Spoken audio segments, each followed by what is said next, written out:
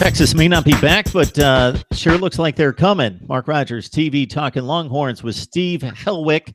You can join him. Actually, he's joining us right now from TSTV. It's the campus radio TV center, media center for the University of Texas. Steve, how you doing tonight? Doing pretty well. All right, let's dig into it. So Texas, despite some rough seasons in recent years, of course, and the changing of the guard from Charlie Strong to Tom Herman, winning a bowl game for the first time in quite some time, and a winning season for quite some time.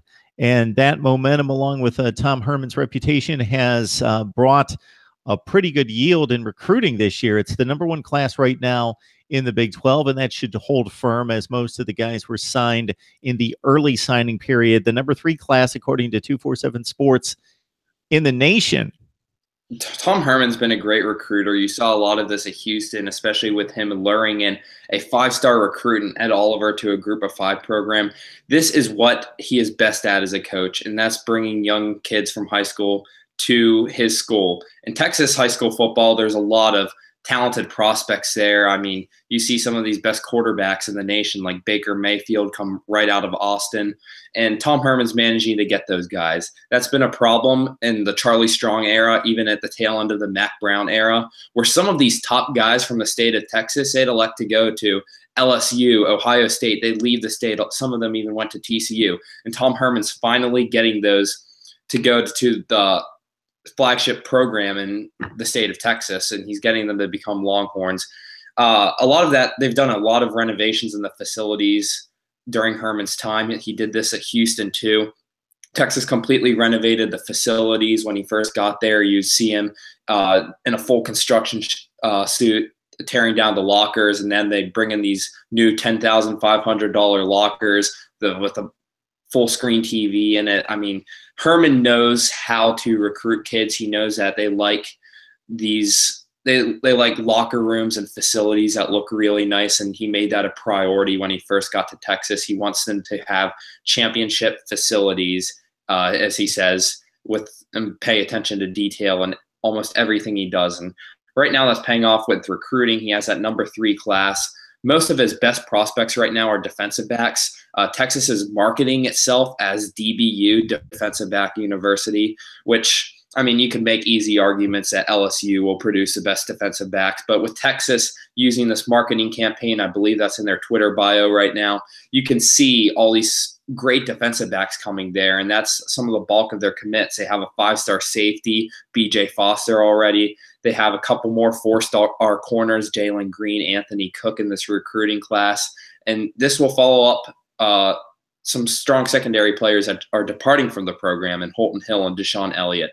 So Texas's recruiting is just going to replace some of the great players leaving the program. So if they want to continue that campaign, boy, they're going to have to do a pretty good argument and debate to hold up on that stand. I don't know that that currently can be argued in terms of the players currently in the NFL. As you mentioned, LSU, Ohio State, very stacked at defensive back in the current NFL. I don't think Texas is anywhere close to that.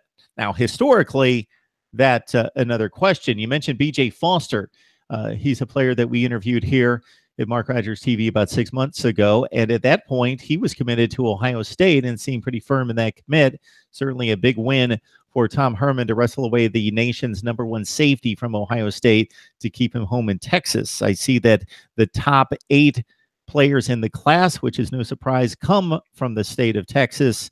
And there's at least 10 players that are rated currently, according to 247 Sports, in the top 10 at their position. So it is a mighty fine class. Anything else that stands out? Anyone in particular that maybe you've seen or seen highlights of or heard information on that gets you excited? Honestly, one player that has brought a lot of hype is Cameron Dicker. He's a kicker ranked #4 in the nation. I know special teams doesn't get much attention, but you saw with Texas and Michael Dixon and his success at the punter position.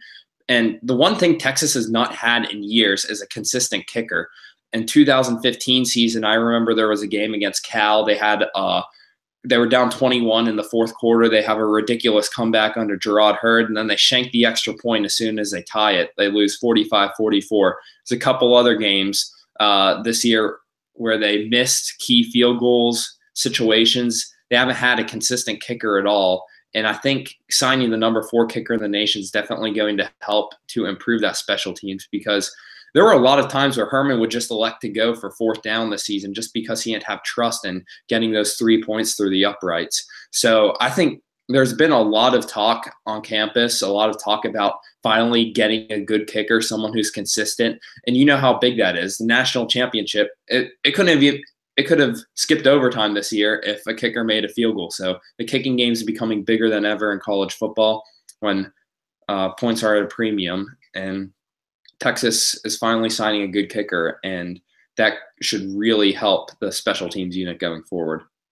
As it stands right now, Texas has 19 signees from the early signing period, 2 hard commits, including Keandre Coburn. He's a defensive tackle out of the Houston area, in which we interviewed here about 6 months ago. Please look up that interview as well. I'm also interested in Cameron Rising, a player that as a top 10 quarterback, pro-style quarterback, according to 247 Sports, was a original commit to Oklahoma that Tom Herman flipped.